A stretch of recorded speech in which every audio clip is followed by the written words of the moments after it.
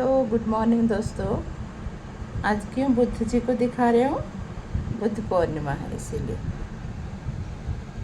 ये लाफिंग बुद्धा है। ये चेन्नई से मेरे पति ने लेकर आए थे और ये ऑनलाइन पे ऑर्डर किए थे मेरे बेटे ने मेरे लिए। मुझे बुद्ध जी बहुत पसंद है। बुद्ध जी का जो क्वाइट से मैं बहुत ये करती हूँ। और ये अभी अभी 2 बेटे मिलके मेरे को दिए थे। दोस्तों एक बात बताऊँ दोस्तों, बुद्ध जी को ये जो लाफिंग बुद्धा है ना, छोटा सा, घर पर कभी भी आप रखने से नरघोष नरदृष्टि चला जाता है। और दोस्तों ये जो है ना, इसको हम अपने हाथों से खरीद के घर पर नहीं रखा जाता। इसको क्या, अगर कोई हमें तोहफा के रूप में देते हो, उसको हम घर पर रखें, इसको हम यूज़ कर सकते हैं। लाफिंग बुद्धा छोटा सा। अगर आपको ये मैसेज पसंद आया तो आप खरीद के किसी और को गिफ्ट के रूप में दे दो। उनके घर में रखने से उनके घर में कोई नरघोष नहीं रहेगा। दोस्तों और एक बात, बुद्ध जी ने क्या बोले थे?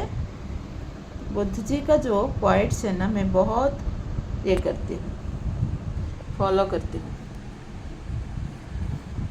एक बात है, मैं भी वो मतलब मैसेज में पहले से मैं यूज़ करती हूँ। और वो जो मैसेज है बुद्ध जी भी बोले थे।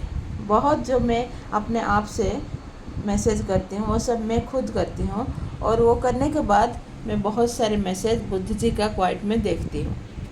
इसका मतलब ये नहीं कि हम बड़े हैं, मतलब हर इंसान के सोच कभी कभी बड़े लोग का क्वाइट का मिलजुल होता है, एक होता है।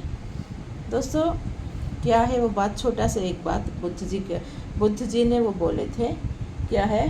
प्रेजेंट लाइफ जो होता है, कल बीते हुए कल हमें छोड़ दो, कल आने वाला भविष्य के लिए सोचो मत, डरो मत। इसीलिए क्या, प्रेजेंट लाइफ जो होता है, बस उस प्रेजेंट को हमें निभाना पड़ेगा, आगे बढ़ाना पड़ेगा, चाहे सुख और दुख कैसे भी प्रेजेंट हो। फिलहाल जो हाल है हमें निभाना ही पड़ेगा दोस्तों। प्रेजेंट लाइफ में हमें जो भी अभी प्रेजेंट मेरे क्या है टाइम, अभी घर पर पूजा कर पे मंदिर जाना है, वॉकिंग करना है, ये जो काम है मैं हमेशा करती हूँ। 1 घंटा के बाद क्या काम होता है? घर पर आके नाश्ता खाओ और खुशी से रहो। इतना ही मुझे पता है। हर वक्त हमें खुशी से जीना ही पड़ेगा दोस्तों। और एक बात बताऊँ, बुद्ध जी को मतलब वो पहले से छोटे से उनको ये सब मतलब क्या करना है, कैसे करना है, उनको नहीं पता था। वो बड़े होने के बाद उन्होंने ज्ञान प्राप्त किए थे, तभी से वो बुद्ध जी का नाम पे बुलाते थे उनको। सॉरी दोस्तों, ऐसे वीडियो करके कहना थोड़ा सा गलत होता है तो मुझे माफ़ी चाहती हूँ दोस्तों। बुद्ध पूर्णिमा है ना आज, बुद्ध जी को थोड़ा सा प्रणाम करो, उनका अनुग्रह प्राप्त करो। उनका जो भी ज्ञान है हमें आना ही चाहिए। హాయ్ ఫ్రెండ్స్, ఈరోజు బుద్ధ పౌర్ణిమ రోజు చిన్న మెసేజ్ ఇస్తున్నా ఫ్రెండ్స్. బుద్ధుడికి ఇంట్లో ఉంచుకుంటే, చిన్న బుద్ధుడిగా ఇటువంటి లాఫింగ్ బుద్ధ అంటారు కదా, ఇది మన ఇంట్లో ఉంచుకుంటే దిష్టి తగలదు, మన ఇంటికి కానీ మన పైన కానీ దిష్టి పడదు అంటారు. అంతేకాదు ఈ బుద్ధుడు ఉన్నారు కదా, మనం కొనేసి ఇంట్లో ఎప్పుడు ఉంచకూడదు. ఎవరైనా గిఫ్ట్గా మనకి ఇస్తారు కదా, చాలామంది గిఫ్ట్గా వచ్చేటప్పుడు ఇటు అటు పడేస్తారు. ఇది జాగ్రత్తగా ఇంట్లో ఉంచుకోండి, ఎదురు హాల్లో ఉంచుకోండి. ఎవరైనా గిఫ్ట్గా ఇస్తే అది ఇంట్లో ఉంచుకుంటే నరఘోష నుంచి బయటపడతారు. అంతేకాదు మనం ఇంకొకరికి కూడా, ఇప్పుడు ఈ మెసేజ్ విన్నారనుకోండి, మనం ఇంకొకరికి వెళ్ళి ఇస్తే వాళ్ళు ఉంచుకుంటే వాళ్ళకి మంచిది.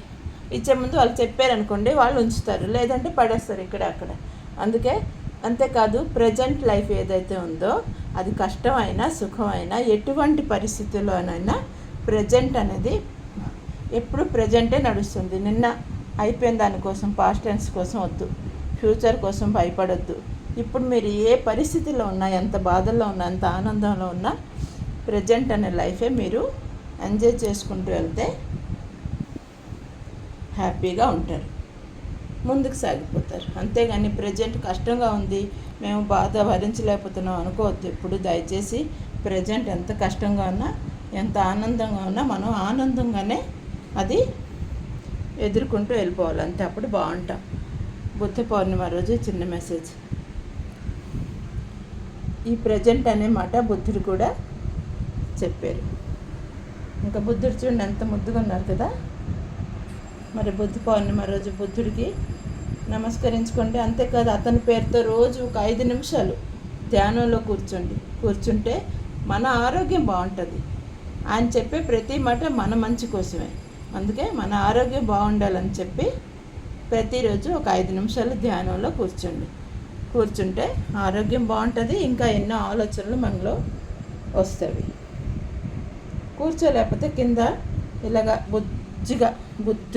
ముద్దుగా కూర్చోలేకపోతే ఒక చైర్లోనైనా కూర్చోవచ్చు, ఎవరైతే కూర్చోలేని వారికి. లేదు, కింద కూర్చుంటే పద్మాసనం వేసుకొని ఇలా బుద్ధుడిలాగా చక్కగా కూర్చొని ధ్యానంలో కూర్చోండి. ఏమీ అనుకోవద్దు, మనసులో అలాగే కూర్చోండి, అంతా మంచి జరుగుతుంది. ఇంకొకసారి హ్యాపీ బుద్ధ